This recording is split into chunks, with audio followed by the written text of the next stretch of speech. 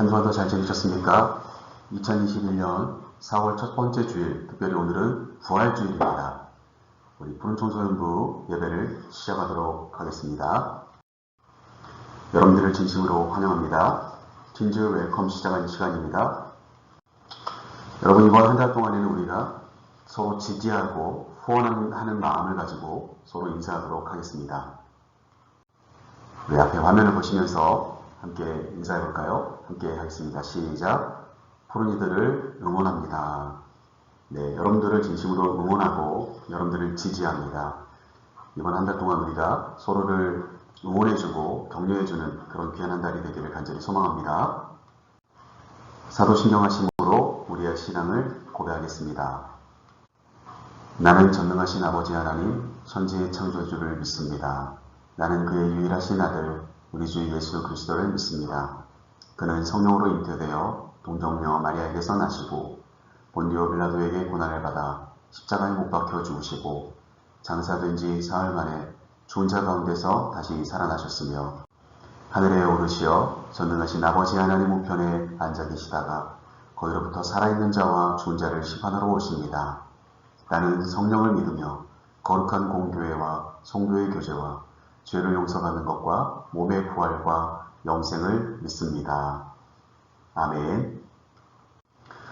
긴주 워십 시간을 통하여서 하나님께 찬양하겠습니다. 특별히 오늘은 부활주일, 고난주간 부활주일에 관련된 찬양으로 함께 찬양하며 하나님께 영광을 돌리기를 원합니다.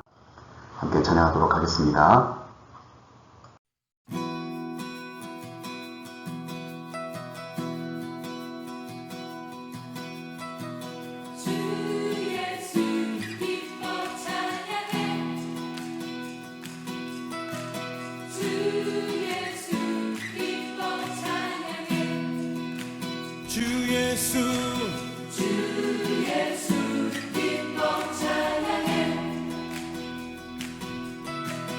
주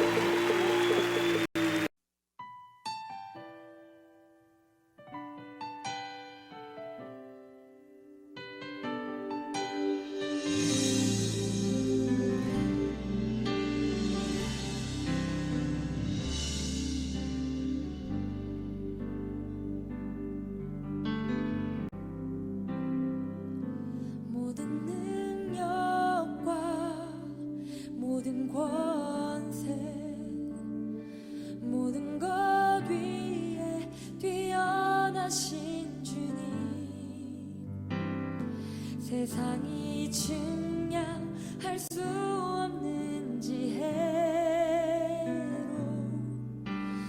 모든 만물 창조하셨네. 모든 나라와 모든 보좌 이 세상 모든 경이로움보다 이 세상 모든 값진 보물보다 더욱 귀하신 나의 주님. 십자가 고통당하사 버림받고 외면당하셨네. 짓밟힌 장미꽃처럼 나를 위해 죽으셨네. 나의 주.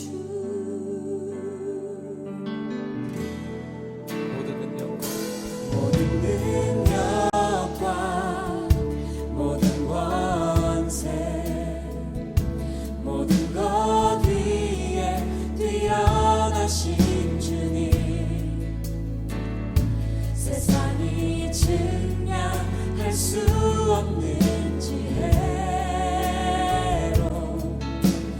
모든 만물 창조하셨네. 모든 나라와 모든 보좌 이 세상 모든 경이로움보다 이 세상 모든 값진 보물보다 더욱 귀하신 나의 주님. 십자가 고통당하사 버림받고 외면당하셨네. 짓밟힌 장미꽃처럼 나를 위해 죽으셨네. 나의 주.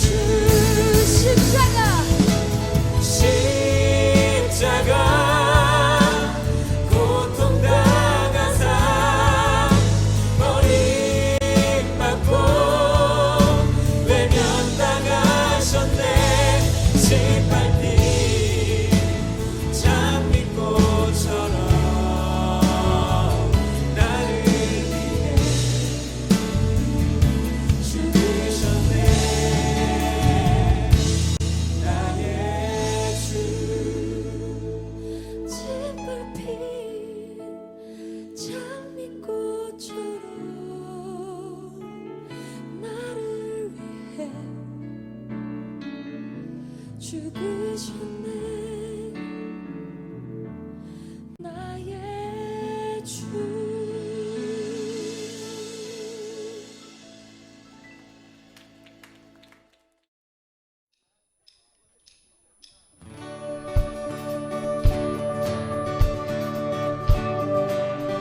이 땅에 다시 오신 주님, 우리의 믿음의 고백을 들어서 다시 한번 찬송하며 나아갑시다.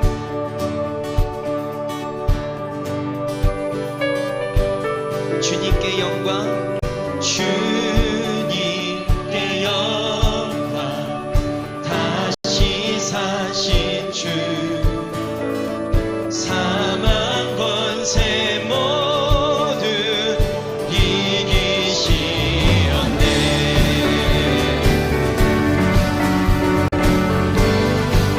주님께 영광, 주님께 영광, 다시 사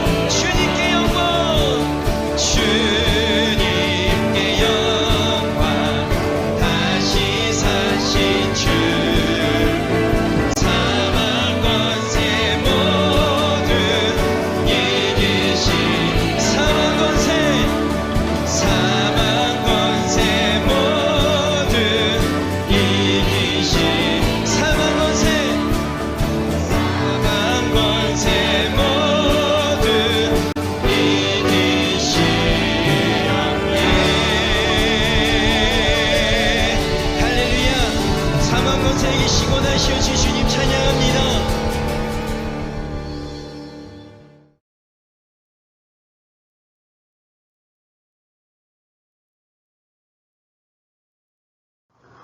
우리의 찬양을 받으시기에 합당하신 부활하신 예수님을 이번 한 주간은 특별히 더 많이 찬양하며 경배하는 시간들이 되었으면 좋겠습니다. 봉헌의 시간인데요. 특별히 오늘은 부활주일인데 우리가 함께 모였다면 아마 부활주일 헌금을 드렸겠지요. 여러분들 그런 마음으로 헌금을 잘 모아주셨다가 주일날 우리 함께 현장 예배 드릴 때 헌금을 드릴 수 있었으면 좋겠습니다. 4월 첫 번째 주일을 맞이하여서 우리 공동기도문으로 함께 소리내어서 기도하도록 하겠습니다. 제가 먼저 하겠습니다. 우리를 사랑하시는 하나님께 영과 진리로 예배합니다.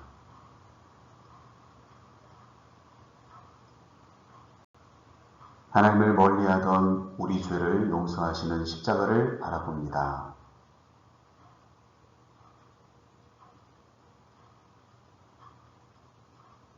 예수님의 고난과 십자가 부활을 믿게 하시고 따라가게 하소서.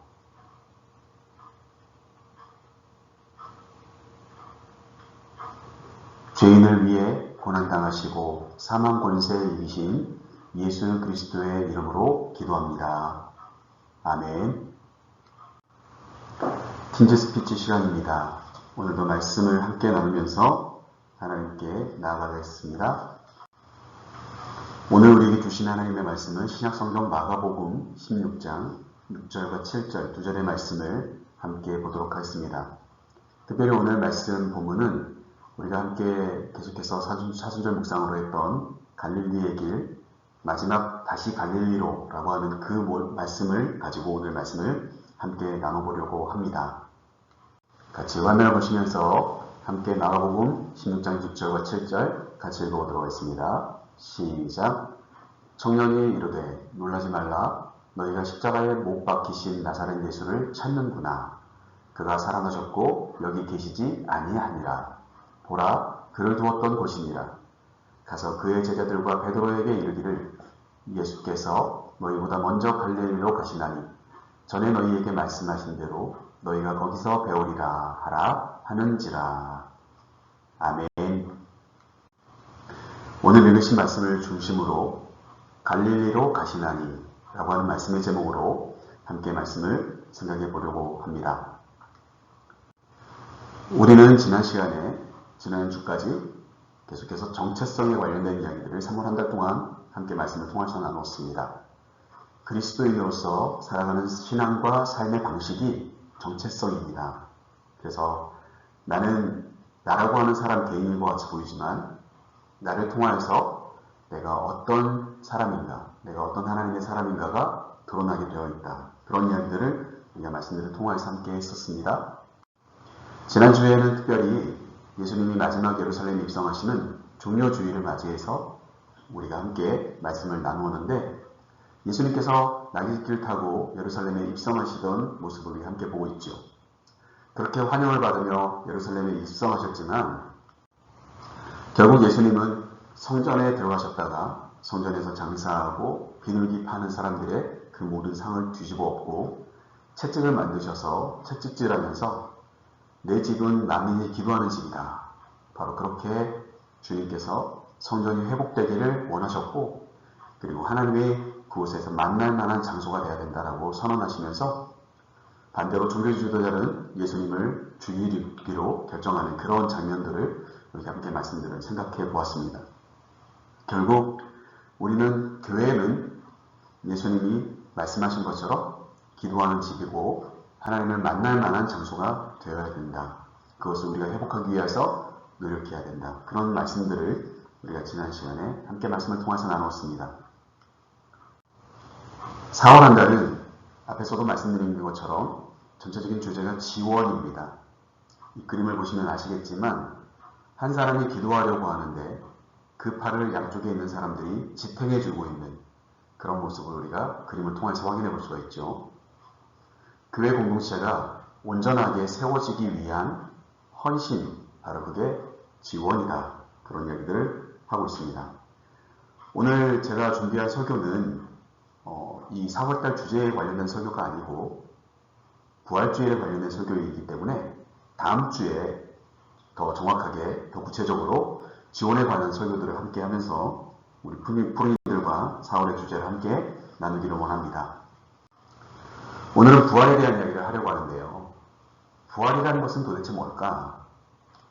영어 단어로 revival 이렇게 되어 있는데 부활, 회복 이런 의미를 갖고 있는 단어입니다. 다시 말해서 부활이라고 하는 것은 아주 간단하게 생각해 보면 다시 살아났다는 거예요. 그러니까 죽었기 때문에 죽었던 것이 다시 살아났다는 거죠. 그리고 재유행, 소위 말해서 마치 패션이 이렇게 다시 돌고 도는 것처럼 또 유행이 되고 또 유행이 되는 여러분들의 단어로 따지면 역주행 같은 그런 단어이죠. 재공연, 그러니까 어떤 공연을 했어요. 그런데 그게 너무 좋아서 또 공연 날짜를 잡아서 새롭게 각색하여서 공연을 한다는 거죠. 그리고 부흥, 이런 단어로 이 부활이라고 하는 단어를 설명해 볼 수가 있어요. 그런데 오늘 저는 어떤 관점이 아니고 바로 예수님의 십자가의 고난과 죽으심 뒤에 찾아오는 3일 뒤에 다시 살아나신 바로 그 부활, 바로 그것을 함께 나누면서 그 부활을 통해서 우리는 어떤 삶을 살기를 원하고 우리는 어떤 부활하신 예수님과 함께 동행하기를 원하는지 우리의 마음을 정리해보는 그런 시간들을 가졌으면 좋겠습니다. 오늘 말씀의 제목은 갈릴리로 가시나니 라고 하는 겁니다. 예수님께서 제자들을 부르셨던 장소로 다시 가신다. 바로 그런 의미로 오늘 말씀의 제목을 잡았는데요. 과연 그러면 갈릴리로 가시나니 라고 하는 이 제목을 가지고 우리가 함께 생각해 볼 때 우리는 먼저 어떤 것부터 생각해 봐야 될까? 먼저 첫 번째 같이 한번 읽어볼까요? 시작.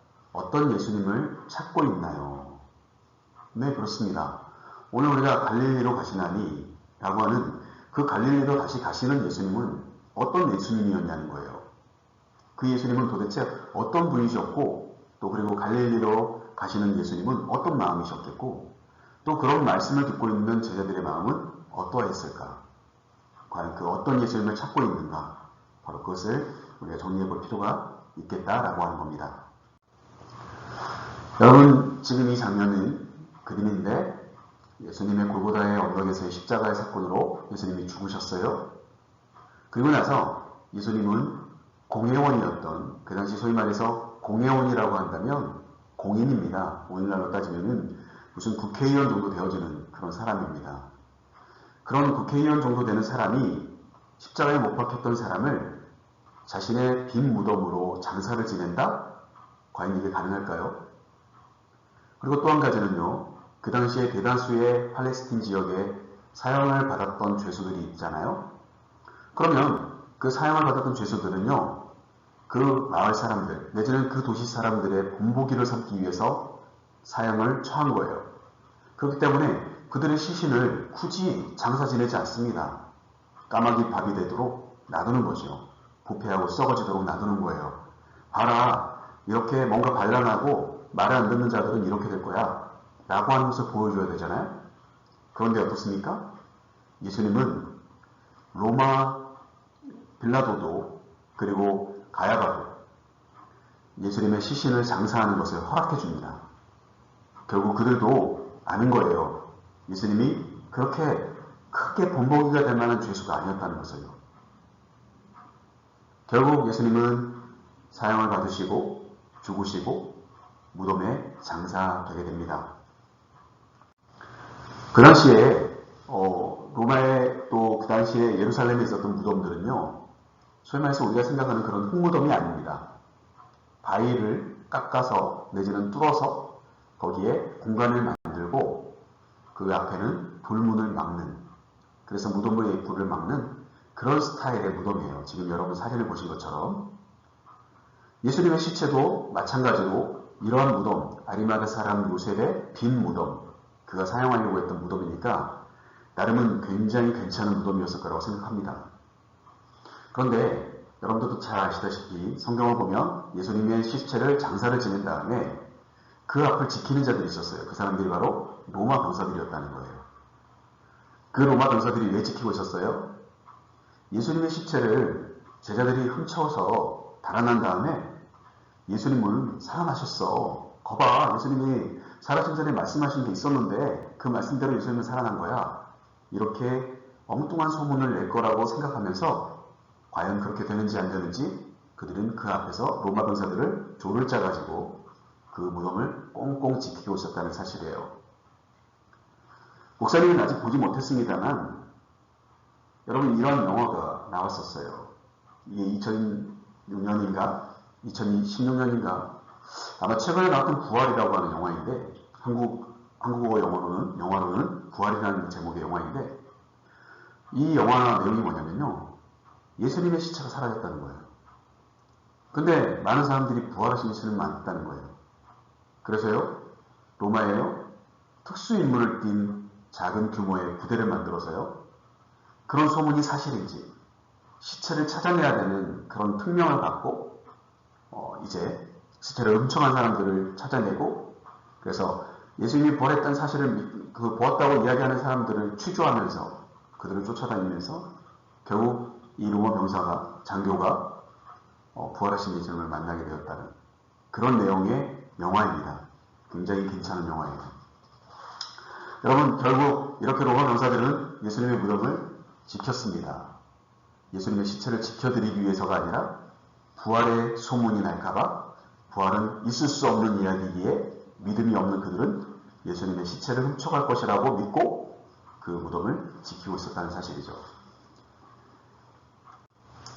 이제 성경에 보면요. 안식 후 첫날이 되어집니다. 소위 말해서 6월절이 다 맞춰지는 첫 번째 날.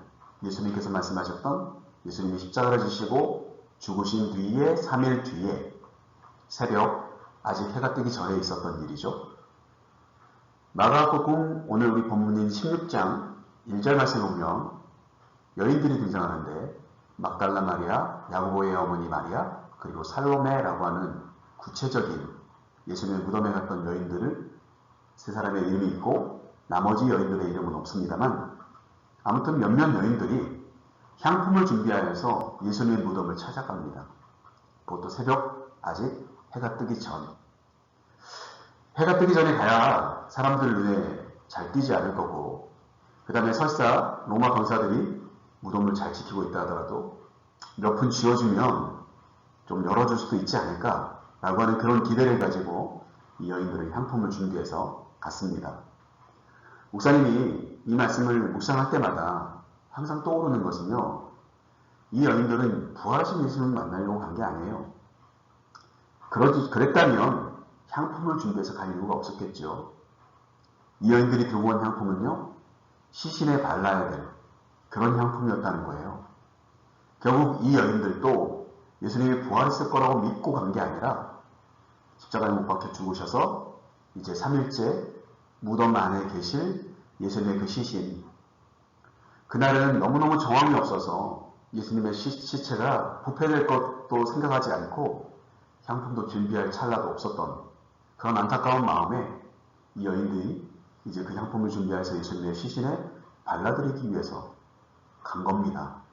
결국 이 여인들도 어떤 예수님을 만나기 위해서 갔냐면 부활하셔서 갈릴리로 가시게 될 예수님을 만나려고 한 게 아니라 십자가에 못 박히신 예수님을 만나기 위해서 갔었다라고 하는 것을 우리가 이 말씀을 통해서 확인해 볼 수가 있어요.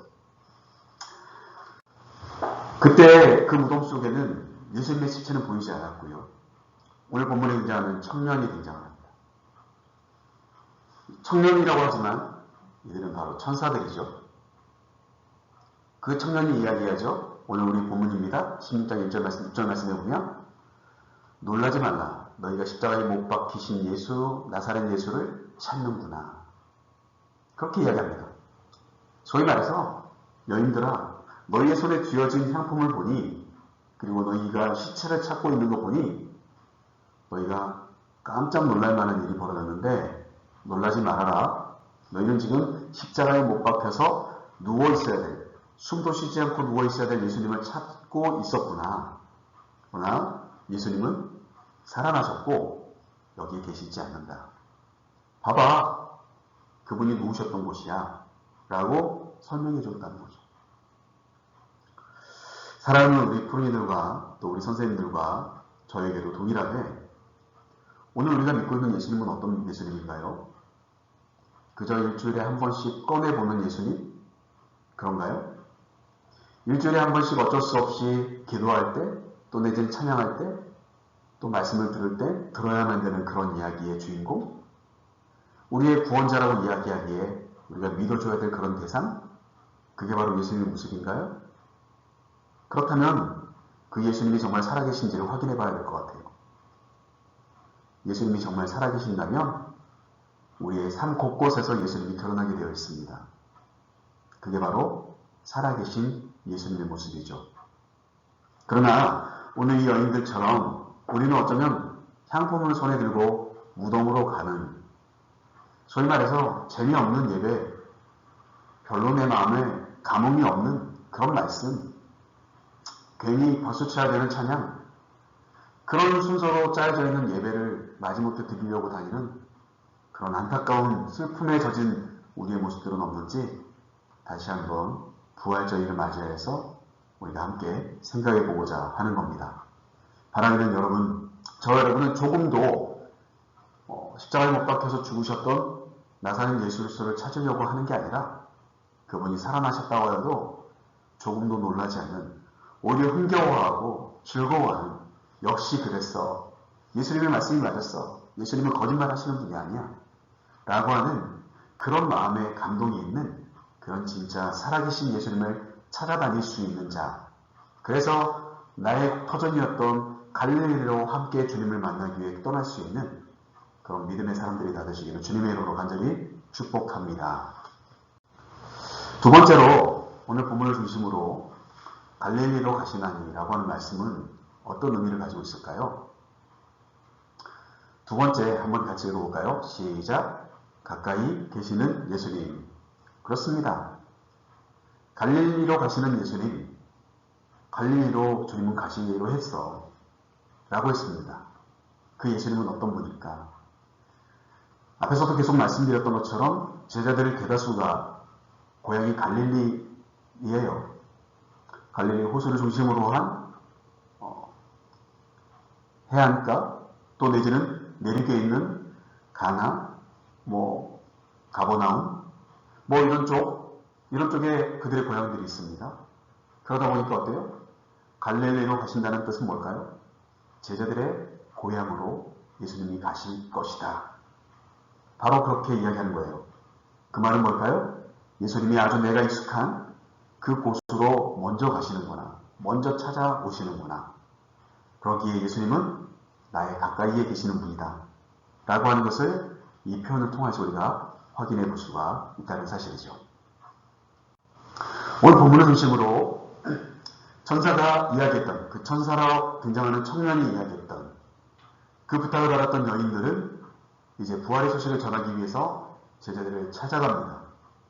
제가 여기에 물음표를 3개나 넣었어요. 여러분 보이시나요? 여러분 왜 이렇게 했을까요? 목사님이 생각할 때는 이게 반대가 되었어야 된다는 거예요. 제자들이 부활하신 예수님을 가장 먼저 경험하고 그 예수님을 따르던, 그래서 예수님의 십자가를 보고 슬퍼하고 있었던 여인들을 위로하기 위해서 그 기쁜 소식을 전해주기 위해서 달려갔어야 되는 게 맞지 않나. 그런데 어때요? 전혀 반대적인 모습을 우리가 확인해 볼 수가 있다는 거죠. 부활의 소식을 누가 전하면 어떻습니까, 목사님? 물론 그렇죠. 그러나 어때요? 특별하게 하나님의 아들이었던 예수님이 세우신 12사람의 제자들, 그들은 끝까지 주님과 많은 것들을 공유한 사람들로서 예수님의 마음을 잘 읽고 예수님의 말씀을 또 기억하고 예수님이 반드시 부활할 거라고 하는 믿음을 가지고 무덤에 먼저 갔어야 되는 게 아닌가? 바로 그것이 목사님의 마음이기도 합니다. 여러분, 우리는 때때로요, 예수님의 제자라고 말합니다. 우리는 하나님 잘 섬기는 사람들이라고 이야기해요. 그런데요, 때때로요, 우리는 우리의 이름값을 못할 때가 많아요. 그게 바로 거꾸로 여인들에게 부활의 소식을 듣게 된 제자들의 모습입니다. 이 그림에도 나와 있는 것처럼 여인들은 굉장히 이제 담대해졌습니다. 그러나 어때요? 제자들은 의아해하고 있습니다. 과연 그런 일이 있을 수 있을까? 여러분, 그렇게 성경을 통해서 우리가 확인해 볼 수 있죠.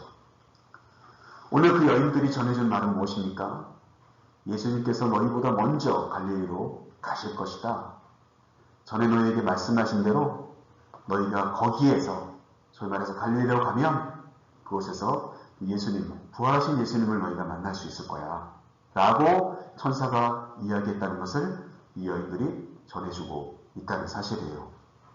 제자들에게 고향으로 갈 것을, 고향으로 예수님이 먼저 가고 있다는 것을 이야기해주고 있는 것이죠. 여러분, 이번 사순절 기간 동안에 우리가 함께 나누었던 갈릴리의 이야기들은 아까도 말했던 것처럼 예수님은 이미 그들이 익숙한 장소, 삶의 장소로 찾아오시기로 했습니다. 내가 부활하면 먼저 갈릴리로 가 있을 것이라. 부활하신 예수님은 그 약속을 지키셨습니다.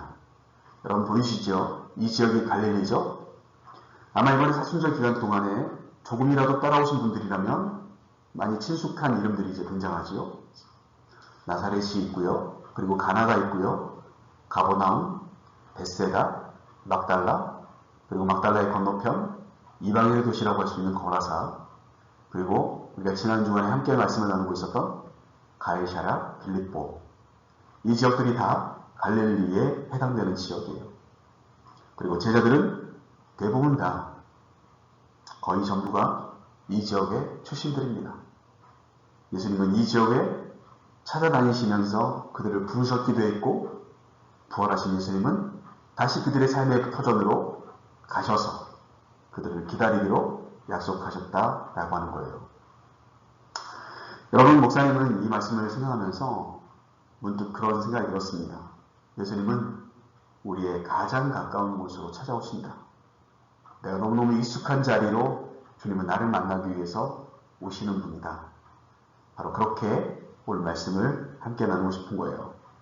그래서 부활 이후에 예수님이 제자들을 만났던 장면들을 통하여서 크게 세 가지로 여러분들 그들이 어떤 삶의 자리에서 예수님을 만났는지 간략간략하게 설명드리고 오늘 말씀 마치겠습니다.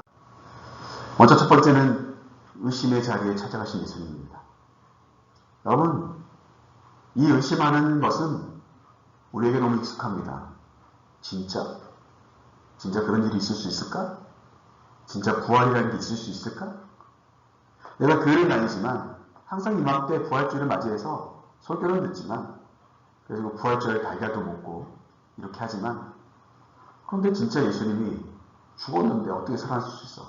그것도 그냥 죽은 게 아니라 못 박히고 창 맞고 가시에 멸류관 쓰고 모든 것을 쏟아낸 다음에 죽었는데, 그리고 그 십자가를 지기 전에 또 엄청나게 채찍질을 당하고 가진 피를 다 흘리고 십자가를 지셨는데 어떻게 3일 만에 그 모든 것이 회복되어져서 다시 살아날 수 있다는 거야? 불가능해. 그게 우리는 익숙해요. 그렇게 익숙한 우리의 의심의 자리로 마치 의심하는 도마를 찾아가셔서 말씀하시는 예수님이 우리를 향하여서 다가오신다는 거죠. 요한복음 20장 27절 말씀을 보니까요, 예수님께서 말씀하세요. 도마에게 내 손가락을 이리 내밀어서 내 손을 보고 내 손을 내밀어 내 옆구리에 넣어보라. 그리하여 믿음 없는 자가 되지 말고 믿는 자가 되라. 예수님은 이야기하십니다. 의심하는 우리를 찾아오셔서 야 봐라, 나를 경험해라, 나의 음성을 들어라. 그리고 믿음 없는 자로 살지 말고 믿는 자로 살아야 된다. 그 믿음이 너희를 천국으로 인도할 거다. 나는 그렇게 너희를 천국으로 인도하기 위해 온 너희가 믿어야 될 구세주다. 예수님은 우리에게 그렇게 오늘도 말씀해 주기 위해 찾아오실 거라는 거예요. 의심스러운 순간에, 믿음이 흔들리는 순간에 그 예수님을 만나 주실 수 있는, 그 예수님을 경험할 수 있는 우리 귀한 프로이들과 선생님들과 저의 삶이 되기를 간절히 소망합니다. 두 번째로는요, 우리에게 아주 익숙한 자리예요. 이 길도. 우리는 작은 일에도 실망하고 낙심합니다. 결국 낙심하여서 떠나는 길, 바로 그 길에 예수님은 찾아오세요. 아마 목사님이 작년쯤인가 이 엠마오 마을로 가는 두 제자에 대한 설교를 했던 것 같아요. 여러분, 그렇습니다. 우리가 그렇게 열심히 쫓아다녔던 예수님이 허무하게 십자가에 못 박혀서 죽으셨어. 그리고 사흘이 지났더니 시체가 사라졌고 그 예수님이 부활했다는 허무맹랑한 이야기들이 들리기 시작해요. 내가 뭔가 잘못 따라왔나 보다. 내 마음이 상심되어지는 거죠. 도대체 예수님의 이 사건이 뭐란 말인가? 큰 실망 속에 자신의 고향으로 돌아가려고 하는 두 제자를 주님은 길에서 만나십니다. 우리가 절망 가운데 낙심하고 있을 때 주님은 우리를 찾아오세요. 그러면서 말씀하십니다. 미련하고 선지자들이 말한 모든 것을 마음에 더디 믿는 자들이여, 그리스도가 이런 고난을 받고 자기 영광에 들어가야 할 것이 아니냐. 누가복음 24장 25절과 26절 말씀이에요. 이들에게 해주셨던 말씀이에요. 너희가 진짜 예수님이라고 하는 나와 그동안 정말 열심히 다녔던 제자들 맞니? 너희 마음에 너무나도 무디다. 선지자들이 말했던 것들을 너희들이 기억하지도 못한다. 그 사건, 너희 앞에 놓여져 있던 그 사건만 바라보고 낙심할 뿐이지 진짜 그 사건 뒤에 숨어있는 나를 찾아내지 못하는구나. 주님이 바로 그렇게 이야기하고 계신다는 거예요. 구약 성경의 선지자들의 이야기를 쭉 보면 이사야 선지자도 이사야서 53장 말씀에 보면 그가 채찍의 맞음으로 너희가 나음을 받았다. 결국 그는 누구예요? 그게 바로 예수 그리스도이십니다. 하나님의 아들이 이 땅에 와서 채찍을 맞는 것으로 인하여서 너에게 나음이 있을 거다. 바로 그렇게 이야기했다는 거예요. 그 말씀들을 기억했다면 이 사건 정도는 충분히 그 말씀을 통하여서 해결해 줄 수 있었다라고 하는 거예요. 마음으로 믿어 의심치 않을 수 있었다는 거고 결국 낙심할 필요도 없었다는 거예요. 터덕터덕 걸어가는 그런 한심한 모습이 아닐 수도 있었다는 거죠. 이때 이 길에서 그들을 만날 때 여러분들 잘 아시다시피 그들이 나중에 바로 그들과 함께 이 길을 걸어가셨던 분이 부활하신 예수님이라는 것을 깨닫고 한 걸음에 당당하게 달려가서 다시 예루살렘을 향하여 달려가는 발걸음들로 바뀌게 되었다는 사실을 우리는 성경을 통해서 확인해 볼 수가 있습니다. 사랑하는 우리 선생님들과 또 우리 푸른이들과 목사님의 삶도 마찬가지예요. 우리가 뭔가 놓여져 있는 일을 바라보면 실망되어지고 낙심이 되어지죠. 난 도저히 이것을 이겨낼 수 없어. 난 감당할 수 없어. 그때 필요한 게 뭘까요? 그 사건 뒤에 숨어있는 그 일 뒤에 우리를 응원하고 계시는 예수님을 만나셔야 됩니다. 그러면 그 낙심의 길이 바뀌어서 희망의 길로 바뀌게 되어지는 것이에요. 그 길이 진짜 제자의 길인 것이죠. 마지막 세 번째로 소개할 수 있는 길은요. 절망의 자리입니다. 절망의 자리. 정말 모든 것을 잃어버린 것 같은 그 제자들은 이제 고기나 잡으려고 이제 갈릴리 바다로 갔습니다. 부활하신 예수님 감사하지. 그러나 이제 나는 예수님을 떠나서 예전처럼 고기나 잡는 인생으로 바뀌어야 되겠어. 라고 베드로가 고백하고 여러 제자들과 함께 갈릴리 바다로 가서 밤새도록 그물을 던져요. 그런데 정말 신기하게도 그날 밤에 고기가 한 마리도 잡히지 않습니다. 그때요 해변가에 거니시는 예수님 그들이 발견하게 됩니다. 예수님이 이제 처음에 몰라요. 그런데 예수님이 해변가에서 물어보세요. 너희에게 고기가 있느냐? 없다고 이야기를 하죠. 그때 예수님이 이야기하십니다. 너희의 그물을 배 오른쪽으로 던져. 그리하면 많이 잡을 수 있을 거야. 그게 바로 요한복음 21장 5절과 6절 말씀에 나오는 이야기예요. 마치 베드로와 안드레야고 요한을 처음으로 부르셨던 그 날과 밤이라는 시간과 낮이라는 시간, 예수님의 십자가의 사건 전과 후 이런 차이만 있을 뿐 거의 동일한 사건으로 기록되어 있는 것을 우리가 확인해 볼 수가 있습니다. 절망했어요. 이제 더 이상 따라갈 스승이 없어요. 그래서 모든 걸 포기하고 예전 직업으로 돌아가려고 자신의 제자의 길을 포기해버렸어요. 희망이 없고 소망이 없는 것이죠. 그렇게 희망이 소망이 없어지는 그 자리가 우리에게는 어쩌면 익숙한 자리일지 몰라요. 그러나 어떻습니까? 그 익숙할 것 같은 그 절망의 자리, 다른 어떤 희망, 소망도 생각하기 싫은 그 자리에 예수님은 찾아오십니다.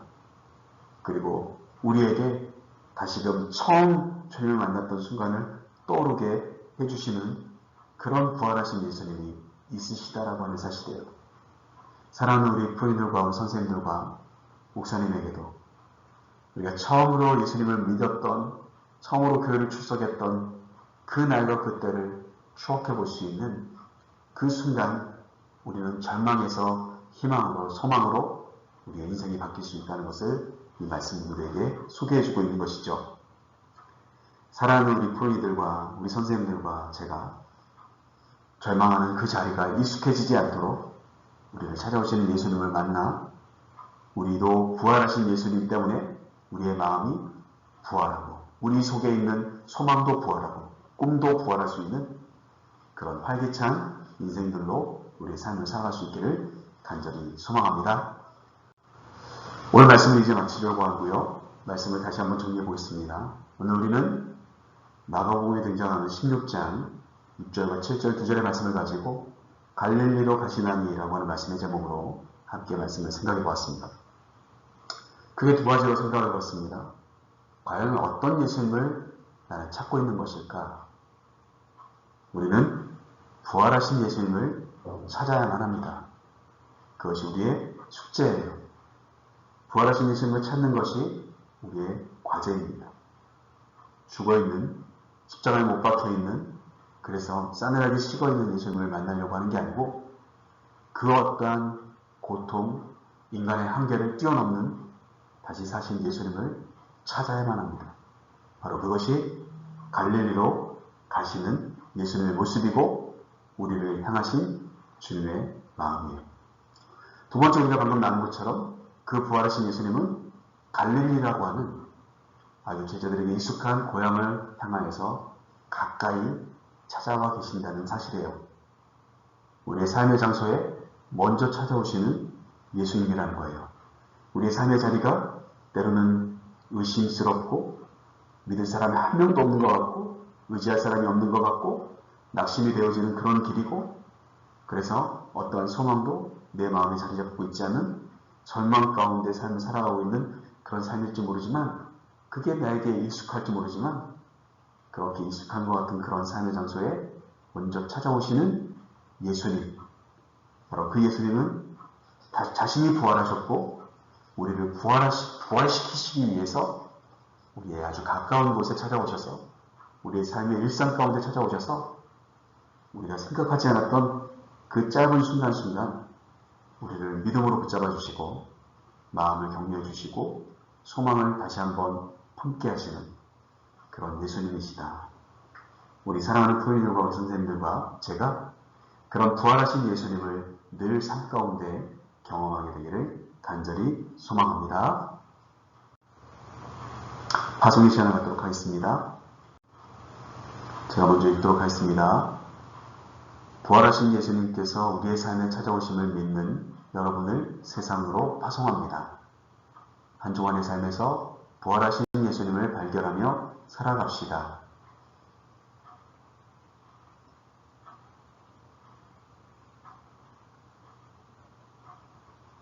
아멘. 오늘 첫 번째 주일을 맞이해서 제가 축도함으로 예배를 마치도록 하겠습니다. 지금은 주 예수 그리스도의 은혜와 하나님의 극진하신 사랑과 성령님의 교통하심이 우리를 사랑하셔서 이 땅에 오셔서 모든 것을 내어주시고 3일 만에 약속하신 것처럼 부활하셔서 죽은 예수님이 아니라 살아나신 예수님을 믿게 하시고 우리의 삶에 아주 가까운 곳까지 찾아오셔서 믿음을 주시고 마음을 일으켜 주시고 그리고 꿈과 소망을 부활하게 하시는 예수님을 믿는 마음으로 살기로 결단하여 출발하는 사랑하는 우리 부인들과 선생님들 머리머리 위에 구체적으로 함께 계시기를 간절히 축원하옵나이다. 아멘. 예배를 마쳤고요. 이제 광고 말씀을 몇 가지 드리도록 하겠습니다. 오늘은 부활주일입니다. 2021년 부활주일을 맞이해서 오늘도 함께 말씀을 나눴고, 또 지난 40일 동안 우리가 사순절 말씀 묵상을 갈릴리의 길이라고 하는 책을 가지고 함께 했는데요. 여러분들 은혜롭게 잘 마칠 수 있게 되어서 감사하고, 여러분들이 며칠 동안이나 하셨는지 잘 모르지만 아무튼 성실하게 잘 이행하셨을 줄 믿습니다. 혹시라도 갈릴리의 길 묵상을 홈페이지를 통해서 또 확인하고 싶으신 분들이 있다면 홈페이지에 예수의 길이라고 하는 그 부분을 들어오셔서 48번부터 쭉 이어지는 말씀들을 찾아보면 확인해 보실 수가 있을 겁니다. 코로나19 확산이 되어져서 우리가 사실 오늘 현장 예배로 드렸어야 되는데 함께 드리지 못한 것이 참 아쉽습니다. 그러나 여러분들 중요한 것은 건강과 또 사회적 거리두기 수칙을 잘 지켜서 여러분들 한 명도 확진자가 되지 않기를 간절히 원합니다. 4월의 정치적인 주제는 지원입니다. 나는 어떤 도움을 받고 싶어 하는가?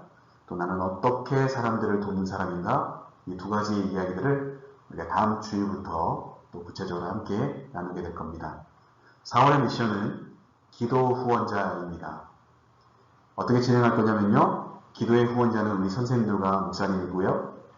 그리고 여러분들이 하루 중에 언제 기도할 것인지를 마음속으로 먼저 생각하세요. 그리고 나는 선생님 잠자기 전에 기도할 겁니다.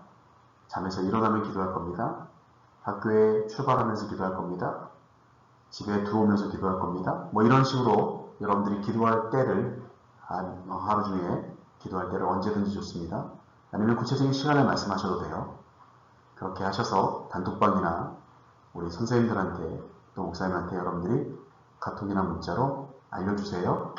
그러면 우리 선생님들과 목사님이 그 시간을 통하여서 여러분들을 기도로 후원하는 그런 기도의 후원자로 서는 시간들이 되었으면 좋겠습니다. 여러분들도 여러분들의 삶을 위해서 기도하고, 긴 시간이 아니어도 좋으니까요. 기도하고, 또 우리 선생님들과 목사님도 여러분들을 열심히 응원하면서 기도로 지원하는 그런 기도의 후원자가 되겠습니다.